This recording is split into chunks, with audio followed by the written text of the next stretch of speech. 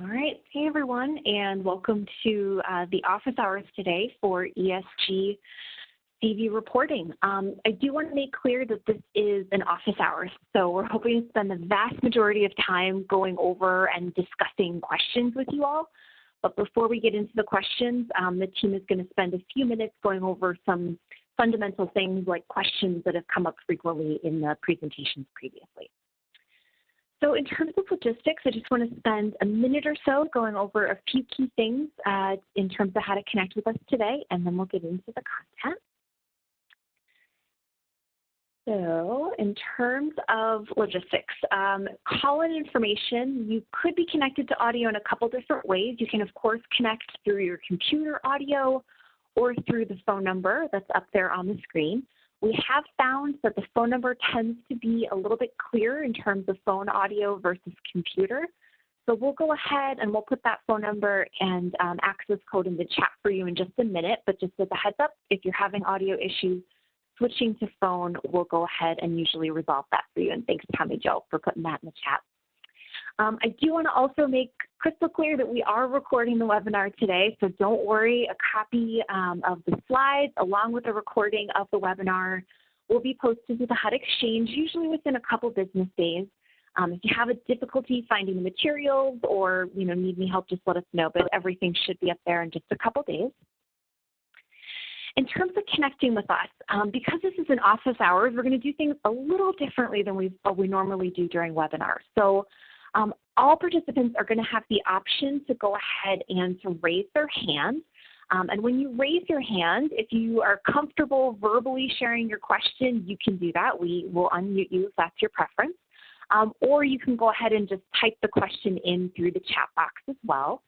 In order to find the hand raising functionality, just take a moment right now to make sure that you have the participants icon opened up. That's in the sort of WebEx icon menu bar in the center of your screen. It looks just as that little icon shows there, kind of like a person with a list next to it. So if you click on that, it's going to go ahead and open up a list of participants, and then go ahead and look towards the bottom right-hand part of your screen where that big arrow is pointing for us in WebEx now. And you should see a hand, and I see a couple folks trying to demonstrate that for us. That's great. So if you click on that, that'll raise your hand and let us know that you've got a question for us. When you're done with your question, or if you hit it accidentally, you just hit the hand button again, and that'll lower the hand down there for you.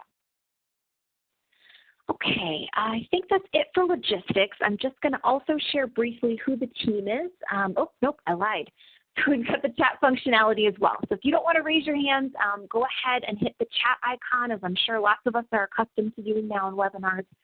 It looks just, again, in the center of your screen, there's a message or an icon that just looks just like a message bubble. When you click on that, it'll open up chat for you. And when you are sending those chat messages in, which again, we encourage you to put your questions in there as well, go ahead and make sure that you're selecting everyone in the to bar, and that will make sure that your messages go to everyone. And now I don't think I'm lying. No, I'm not. Now I am actually going to say who the team is today. So we've got a few key presenters. We've got William Snow from HUD's Office of Special Needs Assistance Programs, Michelle Butzik and Meredith Alspaugh from the Partnership Center. They are who you will primarily be interacting with today. And then a few of us both from Apt Associates and PCL behind the scenes to help out with tech and Q&A. And with that, I'm going to turn things over to William to go ahead and get the content started today. William? All right. Thank you, Natalie. Looking forward to today's webinar, or office hours. There's one thing I want to establish up front. Today's office hours is about ESG-CV quarterly reporting. I know many of you have wonderful questions about ESG-CV notice, or, well, there's many types of questions you may have questions about. We're not going to focus on most of those. We're going to focus our attention on the ESG-CV quarterly reporting questions. If you ask the other ones and we know the answer, we will give it to you if we have time. If we don't, we're going to send you to the AAQ. So just want to make sure that we're clear on what we're going to talk about today. We decided to put a couple of slides in for areas that people are having confusion on. And one of the first ones is roles. People are confused about who's doing what and when they're doing it. So we're going to spend a minute on that. Recipient. Recipient gets the money. HUD gives them the dollars, and they have a grant agreement executed with HUD. They're the ones who are going to start the quarterly reporting process. So most of you here are state or territory recipients. You will be the ones to initiate the quarterly reporting process in SAGE. You will be setting up the date, the operating start dates for your report. You will also be setting up bundles.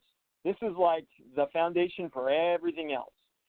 The bundles, and we talked about this in previous webinars, so I won't go in depth, but I do want to briefly go over it.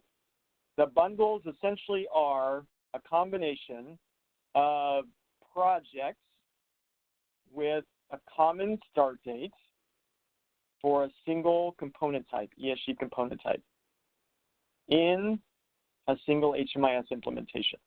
So that last one's key because you lucky ones of the state have sometimes many HMIS implementations. So I'm going to say it again with an example.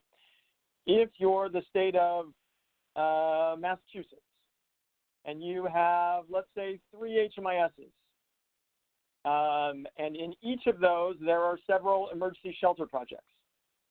In HMIS implementation number 1, you, as the recipient, are going to create a bundle that identifies all of those emergency shelter projects in HMIS implementation number 1. And you're going to put it in a single bundle. Again, you'll be listing all those projects, and that's the bundle. You'll do the same thing for the emergency shelter projects in HMIS implementation 2 and 3. Those will be separate implementations, so they'll have a separate bundle. So that's the key, making sure you set up the bundle. If you do not set it up right, there's going to be all sorts of problems down the road. And in fact, there's kind of a fail-safe for the HMIS lead to step in and make sure we have the right universe of projects as well. So again, recipient kicks us off. Recipient sets up bundles in SAGE, and the subrecipient. So unlike normal or annual ESG, subrecipients don't have a reporting role in the ESG-CV quarterly reporting. They do have the normal data collection role. The one exception is if they are victim service providers. So everything we will be saying about having to submit CSVs in terms of timing is going to apply to victim service providers as well. They will have to continue to submit their own CSV files for their projects. That's very similar to how you do it now under annual ESG. So recipient sets it up in SAGE, subrecipient collects data, HMIS leads receives an email from the recipient that says these are the bundle, or these are the bundles, these are the projects in it.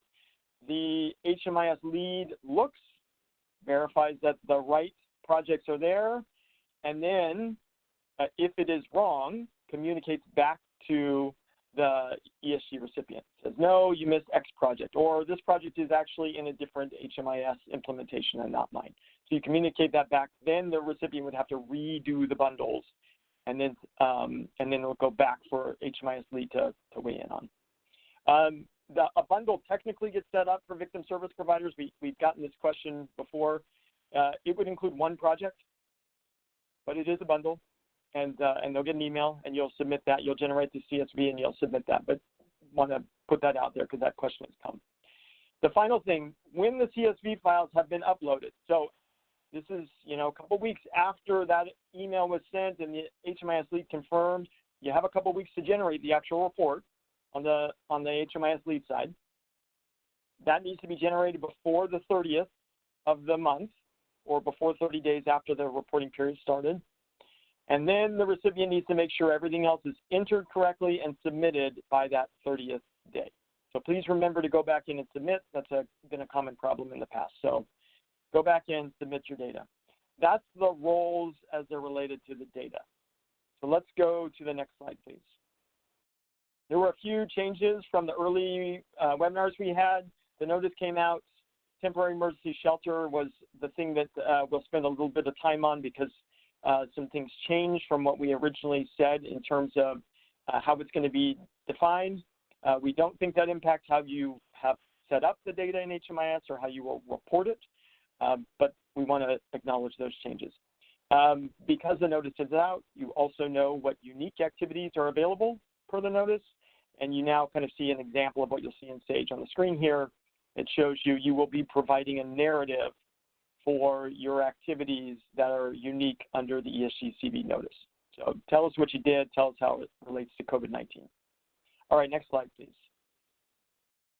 So the ESG-CV notice has a definition of temporary emergency shelter. I'm actually going to skip that. You all can read it. I'm going to go to kind of the practical application, right? How do you know if you have a temporary emergency shelter? That question, that's what I want to address.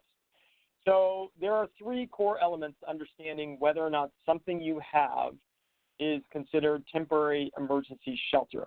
I'm going to go over these components, and then Michelle's going to share with us some examples about what is and what is not temporary emergency shelter from a data setup and reporting perspective. So three core elements. I'm going to read these elements, and I'm going to put emphasis on the bolded sections and just to make sure you all can kind of play it out. So the first one, whole or in part of a structure is used to provide shelter to individuals and families displaced from their normal places of residence or sheltered, unsheltered locations due to a natural disaster or public health emergency. So go to the bolded section. This part or whole structure is used for sheltering, right? Temporary assistance, shelter, to or due to a public health emergency, i.e. COVID in this case. Okay, so that's criteria number one. Criteria number two, a local public health authority has to say there is a need for this type of temporary assistance. You will see this in the form of a public health agency or authority saying, we need to provide different accommodations for congregate living situations.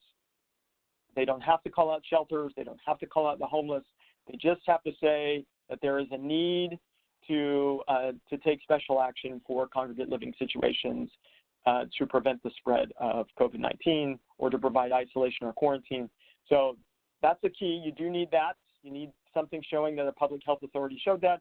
We found in most communities that's already there. Most of them said that. All right, third criterion. It actually needs to be used during COVID-19. So if you want to submit a cost for January 1st, 2020, we're going to say no, because we're only counting things starting from January 21st, 2020. For temporary emergency shelter, it can be through January 31st, 2022, according to the notice right now. So if you give us some cost that is associated with dates outside that range, we're going to say that's not eligible under the current notice. So just want to make sure we're clear on that. Those are the three criteria that we have. Again, some of the fun will come into play here when we think about what have you done already with existing shelters. And with that, I'm actually going to turn it over to Michelle, and we'll talk through some of that. Thanks, William. So let's go to take a look at some examples.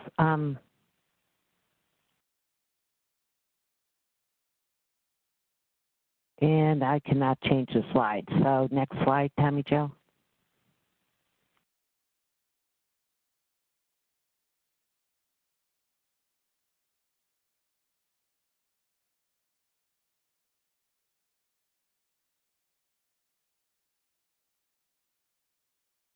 There we go. So the emergency shelters are something that you had before COVID and you're going to have them after COVID, right? They're your normal emergency shelters.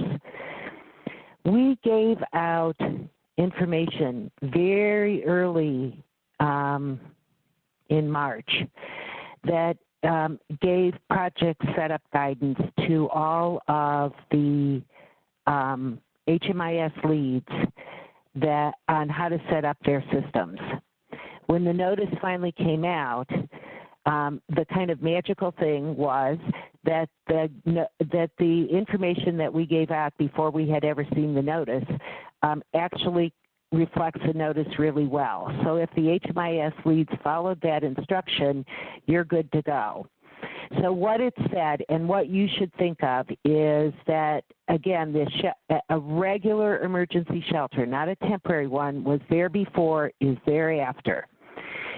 If the temporary shelter, if the emergency shelter decided that they needed to close for to create greater distancing or to do whatever they needed to do, and lots of shelters did this. They closed and they sent the people to hotel motels. The HMIS would have entered that directly into the emergency shelter that existed then and would not have set up a new project. So if that's what they did and they followed directions, then when you would be asking for the bundle for that shelter, you would be asking for the particular shelter that moved people out into hotel motels, if that's who you funded. Likewise, it's normal for shelters to create an overflow situation. They do it lots of times when it's cold, or they do it lots of times when it's really hot outside. They'll put out extra beds or cots or mats.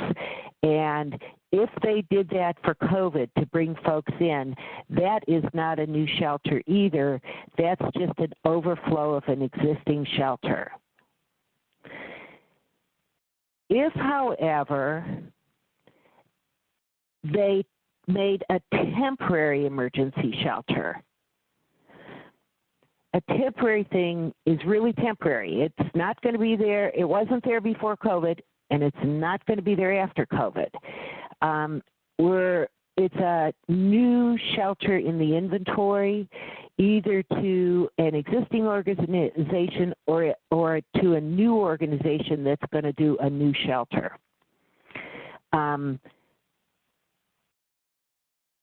So examples of a temporary emergency shelter might be that, and we know this happened, that folks used acquisition or renovation funding from ESG-CV to acquire like an old hotel or building and retrofit it as a shelter, following CDC congregate recommendations, and then they let folks stay there in shelter. That would be an example of a temporary emergency shelter where it was just like created from scratch, brand new there. We also know that there were places around the country that opened a facility for people that people that were experiencing homelessness, that were living in shelters around the streets, that actually had COVID, to be able to isolate them and or had symptoms of COVID and were waiting for test results. And if you did that, if you opened a building somewhere to do that kind of thing, you could have called that a temporary emergency shelter. The guidance that we put out very early also said that the shelter had the ability to exit them from shelter and enter them into a medical facility in HMIS. And should they have done that, and they're going to fund it now with ESG-CV, we might need to work on projects typing with them, but that system will also work. It might just be more difficult for you for reporting. We'll have to change the project types on that project. So those are examples of temporary emergency shelter. And I think we're going to stop and take questions on if you have any questions on who you are, on the new, unique kind of projects for that were under the notice, or on this temporary emergency shelter thing. So it looks like we've got a couple folks with their hands raised. Andrew Deering, Tommy Joe, is one who has the hand raised, and Andrew also had posed a question about hotel motels and whether or not they were considered temporary emergency shelter, but he posed that before you explained it. So I just want to give him an opportunity to come off mute, see if there's anything further there. Are you there, Andrew?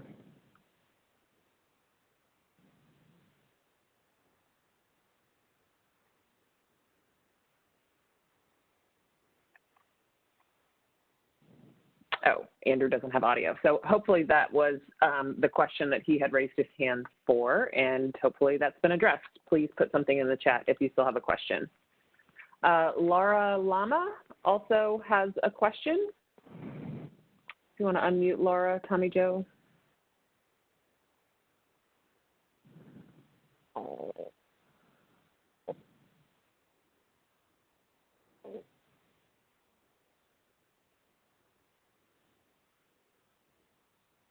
Laura, are you there? Tommy Joe, do you have her question that was posted in the Q&A? That Q&A went away, and I saw it but didn't get a good read on it. We'll see if we can bring that back up right now.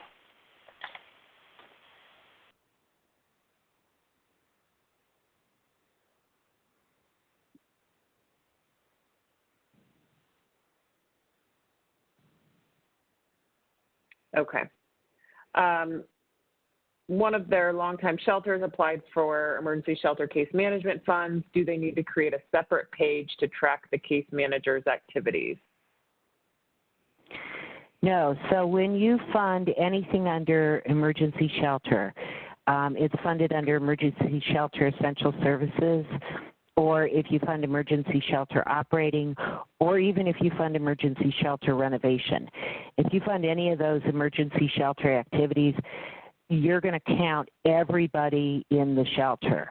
We don't limit the count to just the persons that received this specific case management. There was no requirement to track that, and in fact, there's no place in HMIS to actually track it. So we didn't want to, HUD didn't want to increase the burden of data collection, and went with the same theory that ESG has always gone with, that if you got one dime in a shelter, everybody counts. Thanks. I've got another question about temporary shelter. This person is seeking some clarity because they've received two different answers here. They have an existing emergency family shelter that has 8 units. With ESG-CV funding, they're expanding that shelter with additional units from a motel. Does this need to be a distinct project, and is this a temporary shelter?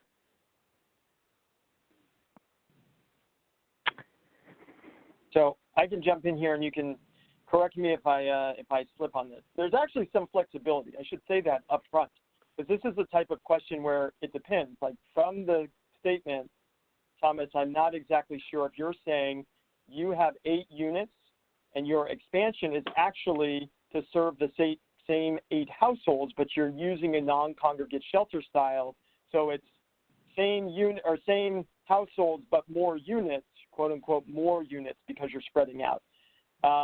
In that case, we would see that as you don't have to do a separate project setup for that. That's part of your shelter. You're doing it in a different way. You don't need to set up anything unique there. If you're saying, I'm going from 8 units to 12 units, those 4 units will only be tied to your temporary response. Yes, you would set that up as temporary emergency shelter. That's the intent there. So there's a little bit of nuance in what you're asking, but maybe that gets at what you're asking.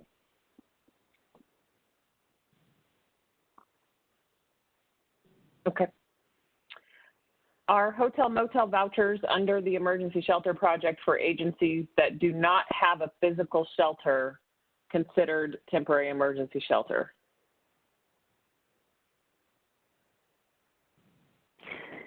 Hotel motel vouchers are funded, I believe, only under emergency shelter in ESG, so they're going to count as emergency shelter. They're not going to count if they happen to give hotel motel vouchers to, I don't know, the coordinated entry agency to put people in because they had lots of people on the streets and to get people in, and they use those are going to be counted as a shelter. Not, I think even, Michelle, the example you've given in the past about communities that don't have a physical shelter and already were using hotel rooms or, had this sort of structure or system in place. This is not intended to change that, right? Like No. you would continue doing this how you had been doing it previously. Right. If you had that and you just added a few, you already had a hotel motel program set up in your HMIS, and with the ESG-CV money, you added 10 more rooms to it, you would keep that in the same project. It would be an existing project. You wouldn't call that a temporary shelter.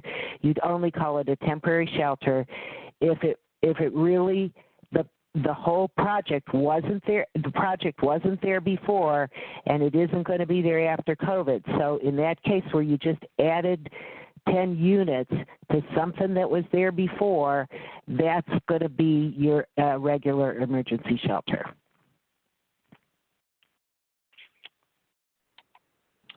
Okay, got another one here on temporary emergency shelter.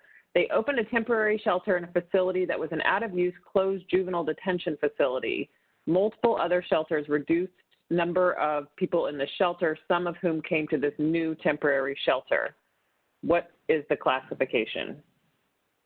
Is it a temporary shelter, I think is their question. They came from multiple shelters into that shelter? Yeah. And the answer would be, did they exit them from their shelter and send them over there, or do they follow the directions and continue to enter them in their existing shelter? It's how well, you also need to determine is this temporary, right? Like, is this the new way they're doing things in the COC, and that's really just a new shelter, or is this they moved everyone out because it's COVID, and then they're all going to go back to the shelters when COVID's over?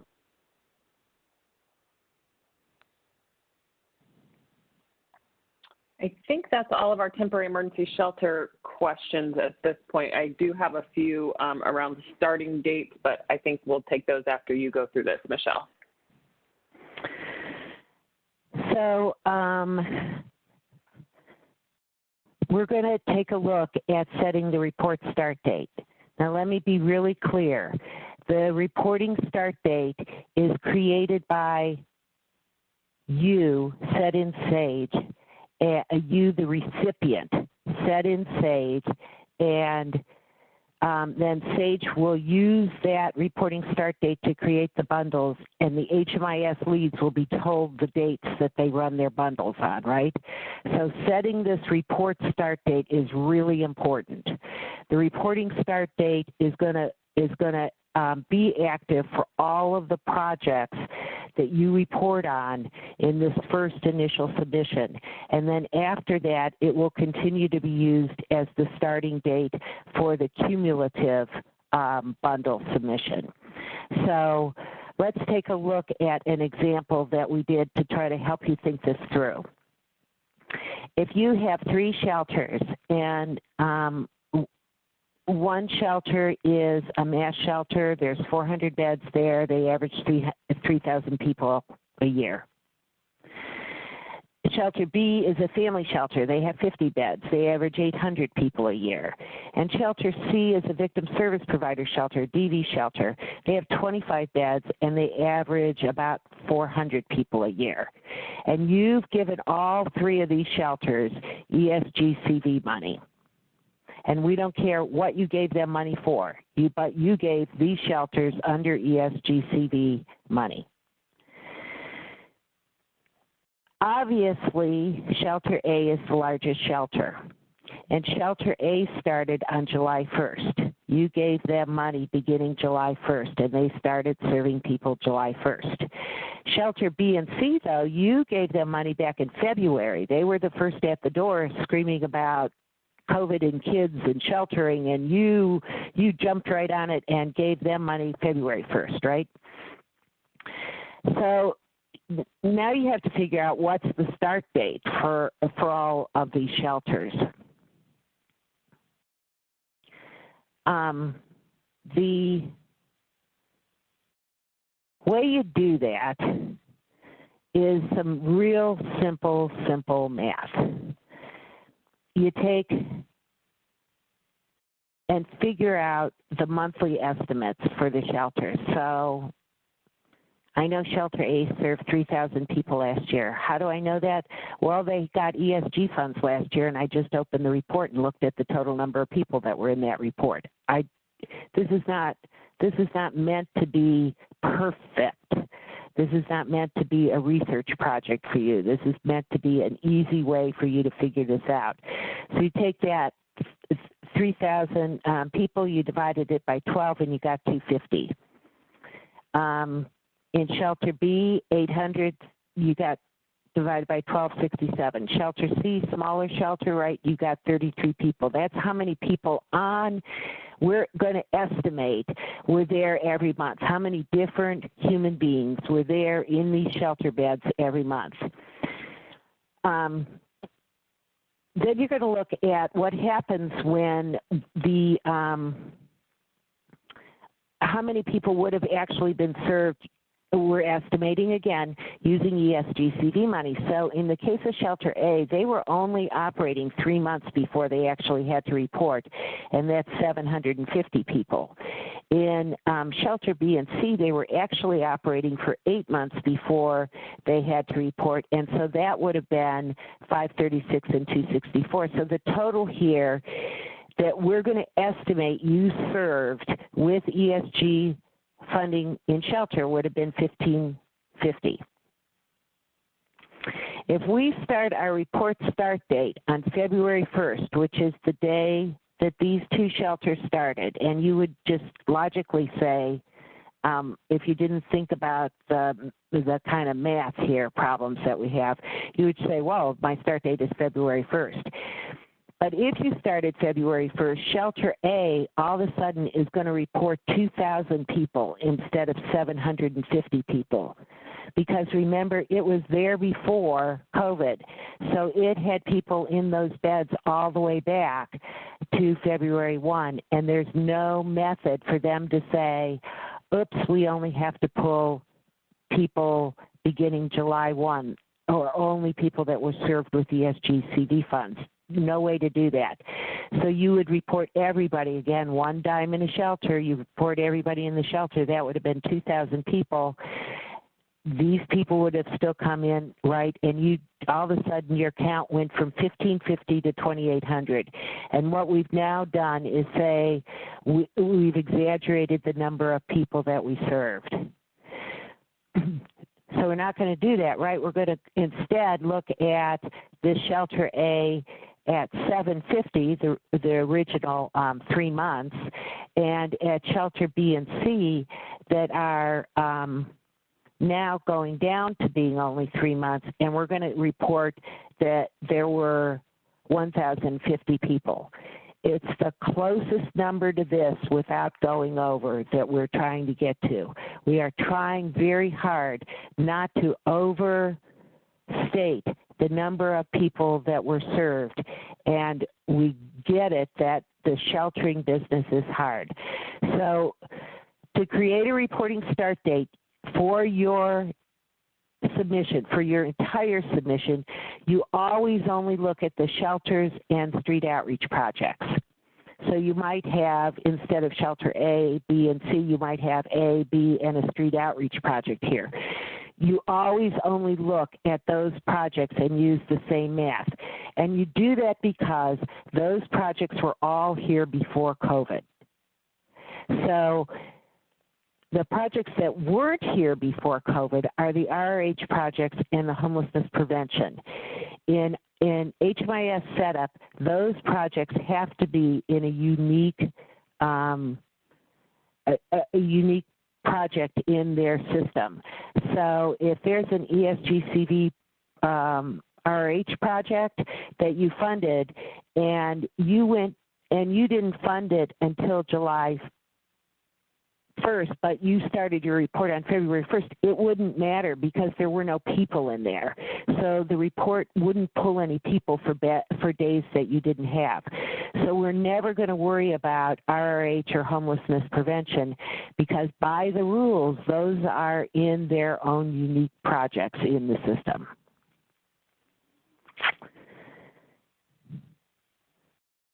Do I need to stop, Meredith?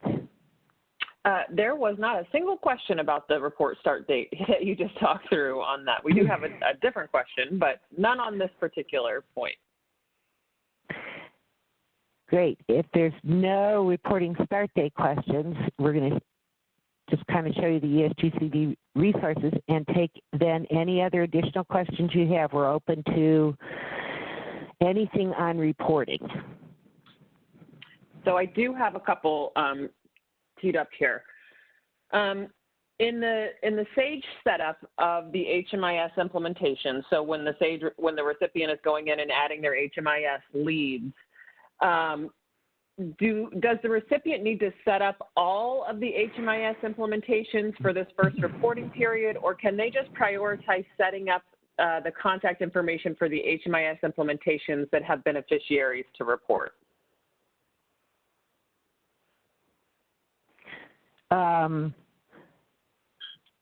Yes, they can just set up the ones that they have funded already and have clients to report, yes. And then they can add them later. This person also went on to say they haven't had a chance to look at the data fields that they're required to fill out in SAGE as a recipient. Do we have a list of the data fields that they can use as a resource? I think that's the question that sort of was asked in the chat earlier. There is a guidebook coming. It is just not out yet, but you can log into SAGE at this point and see all of the fields that need to be completed. But the ESG CAPER guidebook shows those. So you can look at those right now. They're in the ESG regular guidebook that's online on the HUD Exchange. We're actually not going to repeat that in the ESG-CV guidebook. Yeah, with respect to clients. So the ESG-CV client level data is all the same as a normal CAPER. There's no, in fact, I'll put the template there if you want to see what that is. There are very few changes to the CAPER between the quarterly report and the CAPER at all. There's one new screen that lets you talk about unique eligible activities, and then we added the financial screen that mirrors what's in CR75 in IDIS. It's now in SAGE with a couple modifications to allow for the unique costs. So it's not a lot of change. It's just putting things in one place with a little bit of variation to account for the new costs. And we use the exact same report that we've been using for ESGs, kind of what William is saying. So if they could run a report for ESG, they can run a report for ESG-CV. Thanks. Okay, for states with multiple COC implementations, we have 11. Would the reporting start date for emergency shelter be different depending on when the shelters in those different COCs started? One would like to think so, but it's not a COC report. It's a state report. So you're going to pick one reporting start date for the entire state based on what you did across all of those projects. So this is a good time to provide the reminder, too, that this really only matters for ESG and street outreach grants that are tied to an existing project. So your rapid rehousing projects and your homelessness prevention projects, those should all be new project setups. And because they're new, it doesn't matter what date you put on there. If you put January 21st, but the first day you actually served someone in rapid rehousing was October 1st or September 1st, you had nobody in the project between January 21st and September 1, so you're not going to pick up this unusually large amount of data. If you are using an existing emergency shelter and providing extra capacity per ESG-CV, it would be a problem if you picked up more people, let's say between January 1st and March 1st. You've got 2 months of people you didn't actually serve, and that could be hundreds of extra people you're reporting that again, weren't being served under ESG-CV. So again, new project setup for rapid rehousing and homelessness prevention, and the date will actually not have an impact. But anytime you're using an existing project with other funding and you're adding ESG-CV dollars to that, that's where the project setup date has an impact. And let me remind you, as I'm looking at the questions, because we have really way more problem with this with states than we have with cities or counties. This is a report that is a continuing report. We don't care in this report whether you used round 1 money or whether you used round 2 money. We don't care whether you contracted for that with them and then had another contract that for the same provider to continue. You're not reporting by contracts. You're not reporting by rounds. You're reporting by the projects that you served. So if the project continued, if the project was funded beginning in February and it goes all the way for the next 2 years, and that means you have to execute another 1 or 2 contracts with that project, it doesn't matter. You don't have to recreate SAGE. We gave you an optional field to put in the contract numbers or round numbers or whatever you want to do for your use only. We don't care about those. And again, we took away or tried to take away your ability to use contract numbers as the name of the project because the HMIS lead won't know the project by that contract number. So just a reminder of what we're doing because we pull back, I don't know how many state capers a year to correct them because somebody got confused about how they were reporting. Those are the really 2 big issues that the states seem to get stuck in. Okay, got another start date question here. If we use 10/1 as the start date, but a few subrecipients are allowed to use CV funds to pay for July expenses, would this flaw the report? Would this be a problem? So I'm going to jump in here because this is partly a documentation question. So Michelle walked through the math earlier, right? There's times when some of your projects will start earlier than the start date listed in SAGE. And that's okay for the purposes of trying to get the right numbers reported. However, you will need to ensure that your dates all line up with, again, what's allowable in the notice, which no cost can be before January 21st, 2020, and your case files should also have all of the documentation correct. So if you're saying that you served somebody on July 1, make sure that your case files reflect that date and reflect the eligible costs under that date. And you may have to update your written standards to corroborate with that as well, the project written standards. That's often how you're going to document your prepare for, prevent, and respond to coronavirus piece is through written standards and policies. So we do know there's some wonkiness in the dates here to avoid over-reporting, though. I might also add to that, William, that the problem, we're going to take expenditures of funds in this report. So you really want your recipients that you funded to submit to you a bill or at least an estimate of what they've expended, because you need to report expenditures in this quarter. And the problem that we heard from the first session with the cities and counties was that they only allow them to bill quarterly and it's not on this cycle and they don't have any information and yada, yada, yada. Well, that's okay, except in this situation, you got to be able to report it. So if you're not taking monthly or at least quarterly reports that give you the information before you have to press send to HUD, you're going to have a problem. So we just thought we'd share that with you too. That was a learning from last time.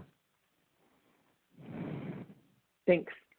I have another question that says, all of our rapid rehousing projects have been spending their funds since contract start date, with the exception of one. Should that one agency still be included in the first reporting deadline? Yep. Because in the HMIS, they're still going to be in a bundle, and they're just not going to show any people in the bundle for that period. And when you open, when you go to look at it, you open Q4 or 5, you'll see the list of all the projects in there, and you're going to see that that one's coming in with no people. I've got another one that is not a dumb question at all, though they asked that it might be. If an ESG recipient gets on the phone with their HMIS lead, what should they say to them? What information do they need from them? I think that's actually a really great question. I do too. I think if you get on the phone with your HMIS lead, I think you want to say, hey, here's the projects that we funded with ESG-CV. Do you have all these projects in your system? Can we pull reports on them? And let them tell you if there's something wrong or something missing. Let them tell you if they set it up as a temporary shelter or as a emergency shelter, that they're thinking of it wrong. So make sure that you're getting them to know what kind of status you're giving each program. You're the one that's giving the status, not the HMIS. So again, like remember, in emergency shelter, you could be funding a night-by-night shelter, an entry-exit shelter, a day shelter, a grandfather transitional housing facility. All of those are going to roll up into one bundle. And you're going to call that emergency shelter, and they're going to say, well, that's transitional housing. That's okay if you know it was a grandfathered project and you were allowed to fund it, and you did. Yeah, and this is where that communication up front, there's nothing to stop you from talking to your HMIS leads well in advance. The HMIS leads will be given, we originally said 24 hours. We're going to change that to about 3 days to verify that the bundles are set up correctly. But that's still a pretty short amount of time for them to say, oh, yep, that's the right set of projects.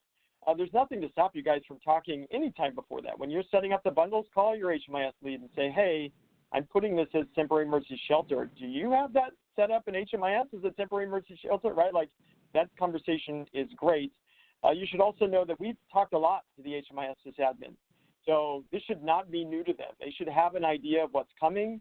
From the questions we've got, they have more than an idea. They would love to have a conversation before you submit those bundles because they want to know how you're setting them up. No one wants a back and forth process. They'd rather have you call them when you're setting it up, make sure all the right projects are there, and then it's kind of pro forma when the bundle email goes out, and they can kind of ignore it at that point because they know what's in there. So lots of communication is good, but again, don't feel like you're bearing all the weight here on making sure your admin knows something. They should know already. Thank you. You should also note that the HMIS leads have been asking who you are. They don't know which person in the city or the county or the state is responsible for this. Sometimes they don't know which state department is responsible for it. And I'm giving them the data entry account admin. If you have 1, 2, 3, 4, I'm giving them your email addresses and phone numbers so that they can reach out to you if you haven't figured out who. I figure if they don't know who you are, you don't know who they are either. So we're doing it that way. If you really have trouble figuring out who your HMIS person is, we can do a little digging for you on that too.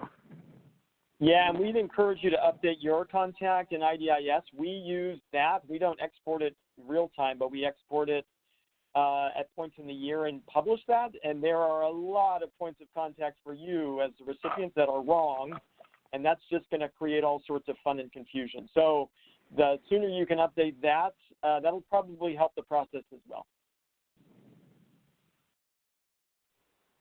Thanks. So we've got a question. A recipient funded just 1 month of a particular shelter's activities. Do they only report on that 1 month? No, they're going to report on the whole period. But it depends what else is there, though. Are you talking about one shelter? That was the only thing you spent your ESG-CV dollars on? Then yes. If you're saying it was one shelter or a shelter that got funded for a month, but you have 3 other shelters that also got funded and it wasn't a month, it was 3 months, or right? So it depends a little on your circumstance, but if you're saying that is literally the only thing you funded, yeah, you're going to report on the 1 month.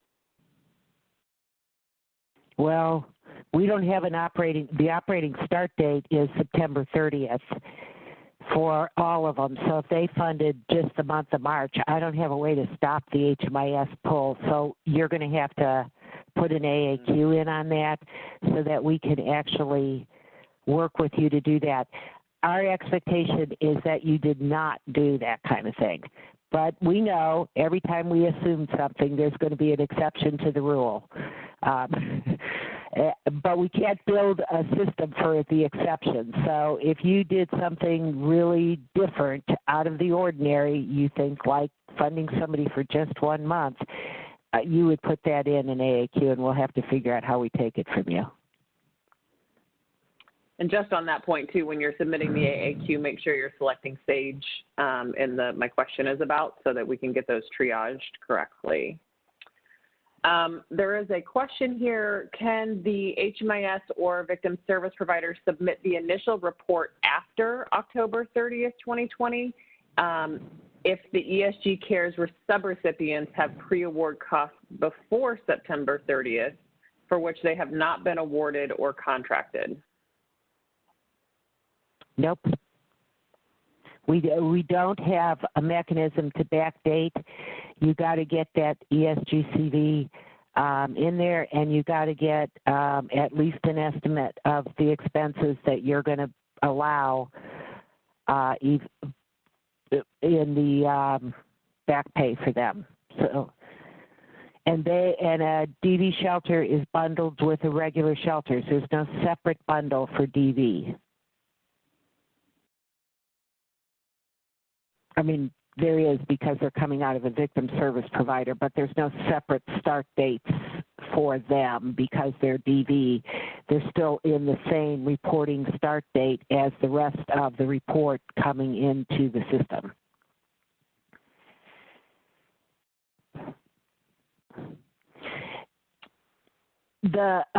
You should know that HUD has been under some significant pressure to produce numbers for all of this money that they got, and so we really are listening to you and hear that there's these contracting issues are all over the place and in the way. But if you expended this money and you're going back to expend this money, we got to have something for it. We really do.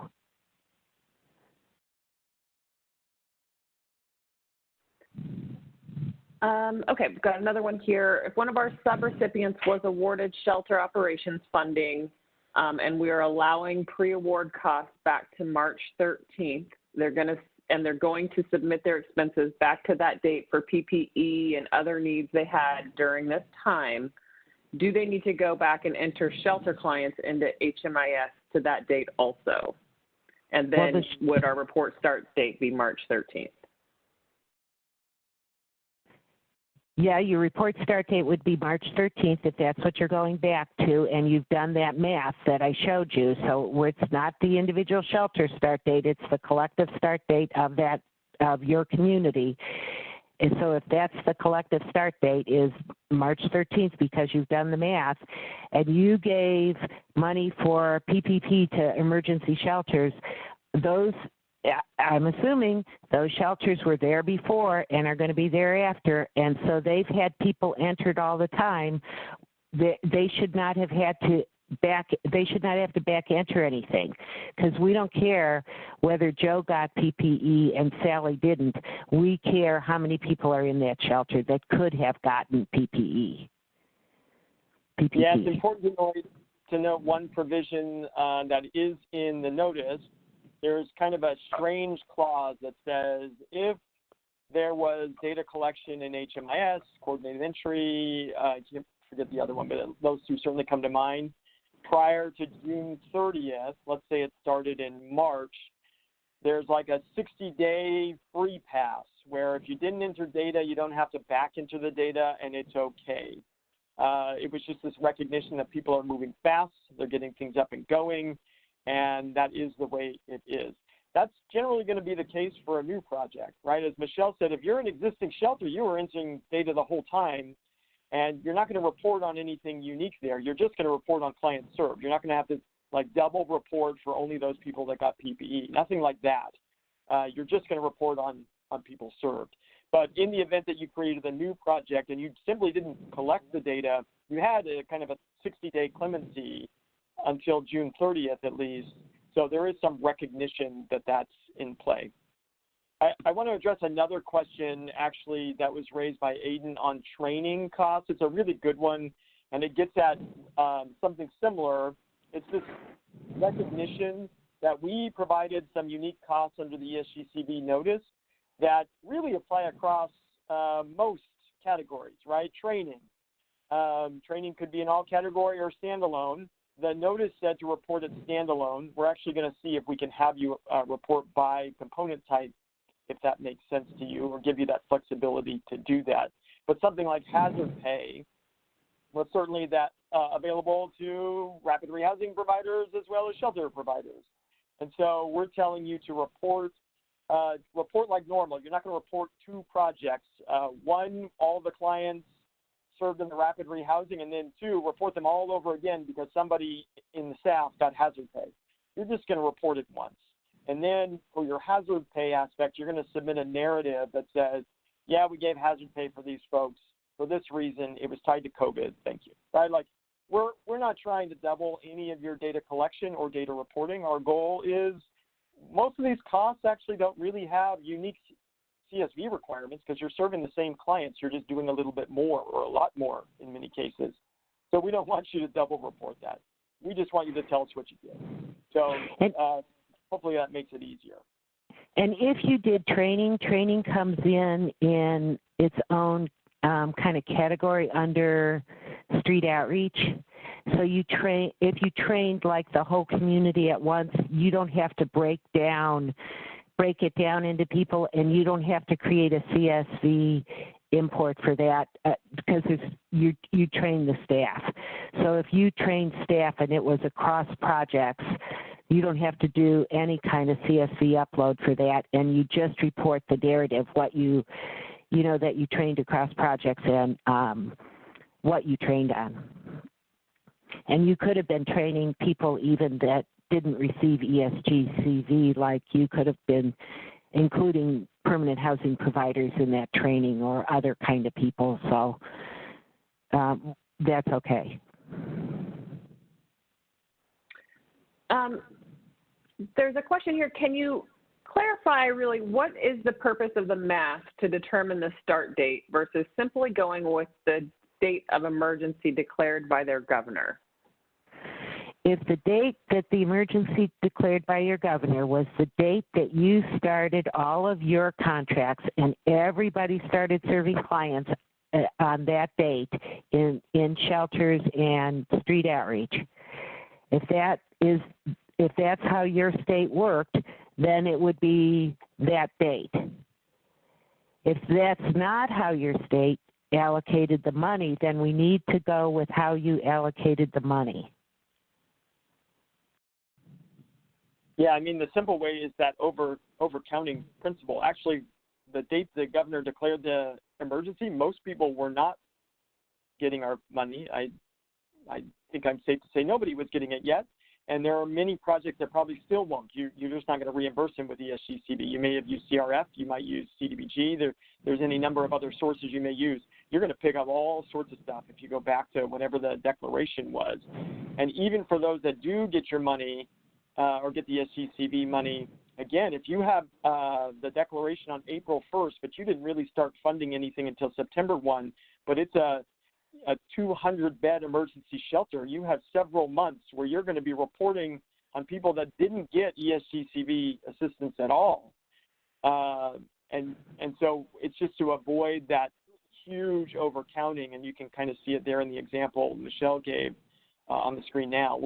We're cognizant that we don't want to over-report. I know that probably sounds funny, right? Like you want to claim all the credit you can, but like we actually just want to tell people what was actually done as close as possible to the reality. There's actually overcounting baked into the reports no matter what, right? If you serve 10 victim service providers and then you have 12 other emergency shelters, well, each victim service provider is going to be reporting separately with no deduplication efforts. So I guarantee you there's already duplication in your reporting if you have multiple projects of a single project type. If you're talking more than one HMIS or comparable database, it just is there. So this is us trying to be as accurate as possible and being accountable to the public that way. We also want to make sure that you're aware, and we certainly are, all of us, that as a state, many of you give money to entitlement areas that get their own ESG, and we know that that's going to be a duplicate count, that, you know, if you funded Shelter A and so did the city fund Shelter A, both with ESG-CV dollars, you know, from your own unique pots, that we're going to get that person in there twice anyhow. So we are aware that there is an overcount, and this is the attempt to really get that down as much as we possibly can without increasing the burden on your providers to do something crazy in data collection. So it looks like we have answered, I think, all of the questions. If you had a question that wasn't answered or needed further information, like we said previously, you can submit that to AAQ and select SAGE as what your question is about. But it is 4 o'clock, so we are at time for today's call. So I don't know, William or Michelle, you want to say anything to wrap us up? But I think we are done. Yeah, one final note. This is the first one for all of you. For office hours, we have, I think, 2 more. So we know you have more questions. Please ask them, and you'll get another chance. If you want to ask in the AQ, great. If you want to wait till another office hours, great. More opportunities are coming. So thank you all for attending.